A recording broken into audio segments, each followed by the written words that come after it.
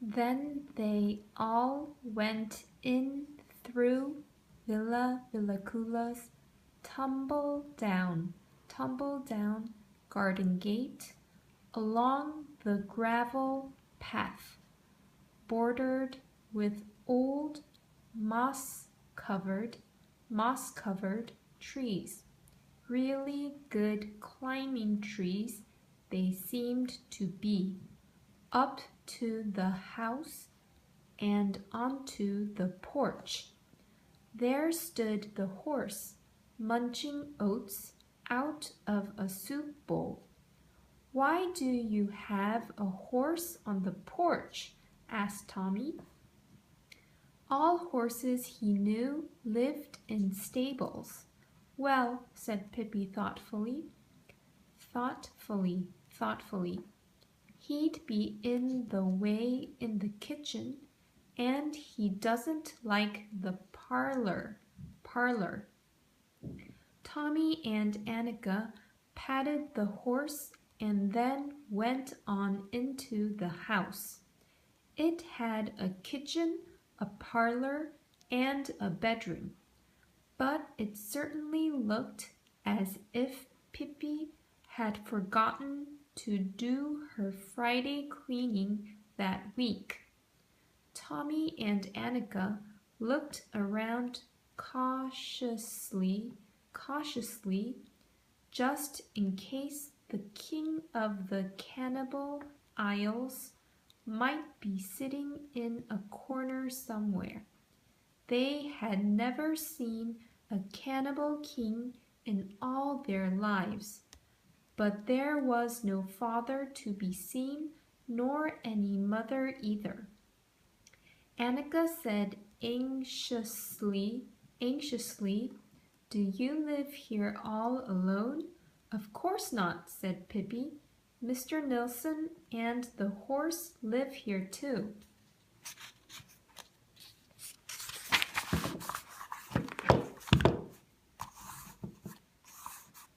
"Yes, but I mean, don't you have any mother or father here?" "No, not the least little tiny bit of a one," said Pippi happily. "But who tells you when to go to bed at night and things like that?" asked Annika. "I tell myself," said Pippi. "First I tell myself in a nice friendly way, and then if I don't mind, I tell myself again more sharply, and if I still don't mind, then I'm in for a spanking. See?" Tommy and Annika didn't see at all, but they thought maybe it was a good way. Meanwhile, they had come out into the kitchen, and Pippi cried, "Now we're going to make a pancake. Now there's going to be a panky. Now we're going to fry a pancake." Then she took 3 eggs and threw them up in the air. One fell down on her head and broke so that the yolk ran into her eyes, but the others she caught skillfully in a bowl where they smashed to pieces. "I always did hear that egg yolk was good for the hair," said Pippi, wiping her eyes. "You wait."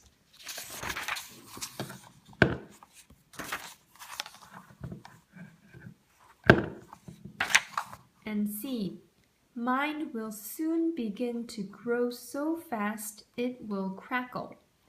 As a matter of fact, in Brazil all the people go about with eggs in their hair, and there are no bald-headed people. Only once was there a man who was so foolish that he ate his eggs instead of rubbing them on his hair. He became completely bald, and when he showed himself on the street, there was such a riot that the police were called out. While she was speaking, Pippi had neatly picked the eggshells out of the bowl with her fingers. Now she took a bath brush that hung on the wall and began to beat the pancake batter so hard that it splashed all over the walls. At last she poured what was left onto a griddle that stood on the stove. When the pancake was brown on one side, she tossed it halfway up to the ceiling so that it turned right around in the air, and then she caught it on the griddle again. And when it was ready, she threw it straight across the kitchen, right onto a plate that stood on the table. "Eat," she cried. "Eat before it gets cold." And Tommy and Annika ate and thought it a very good pancake. Afterward, Pippi invited them to step into the parlor. There was only one piece of furniture in there. It was a huge chest with many tiny drawers. Pippi opened the drawers and showed Tommy and Annika all the treasures she kept there. There were wonderful birds' eggs, strange shells and stones, pretty little boxes, lovely silver mirrors, pearl necklaces, and many other things that Pippi and her father had bought on their journeys around the world. Pippi gave each of her new playmates a little gift to remember her by.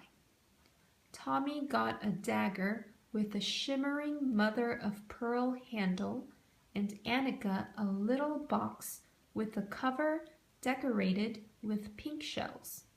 In the box there was a ring with a green stone. "Suppose you go home now," said Pippi, "so that you can come back tomorrow. Because if you don't go home, you can't come back, and that would be a shame." Tommy and Annika agreed that it would indeed. So they went home, past the horse, who had now eaten up all the oats, and out through the gate of Villa Villacula. Mr. Nilsson waved his hat at them as they left.